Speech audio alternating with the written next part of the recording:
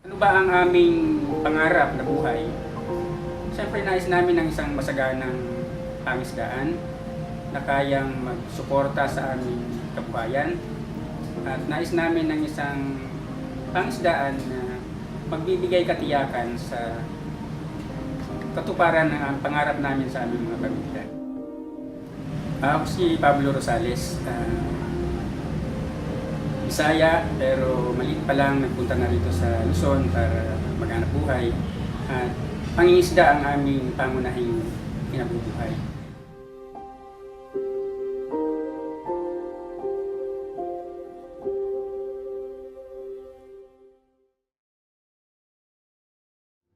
Hi, I'm Edgar Atadero of Rainbow Rights Project. It's an NGO working for the promotion of human rights according to sexual orientation and gender identity.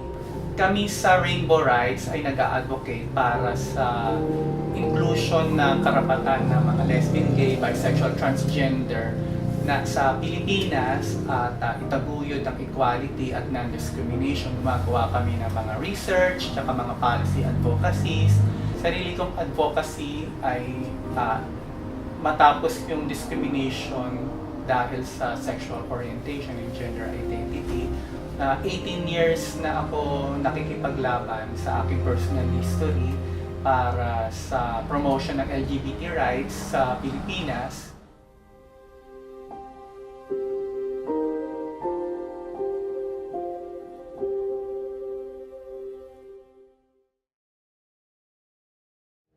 Ako pala si Ato Kabiling, pinuno ng katutubo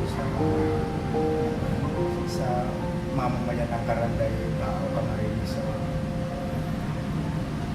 Isang malaking hamon sa akin ay kung paano matakamtan ang karapatan, ay katarungan at karapatan pang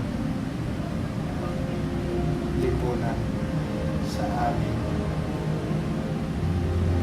mamamayan ng katutubo.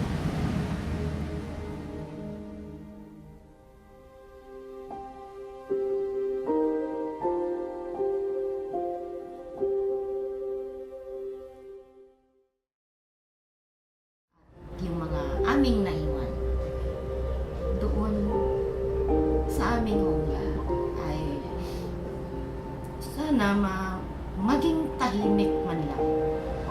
Hindi sana mga eksperto ang maghuhubog nito.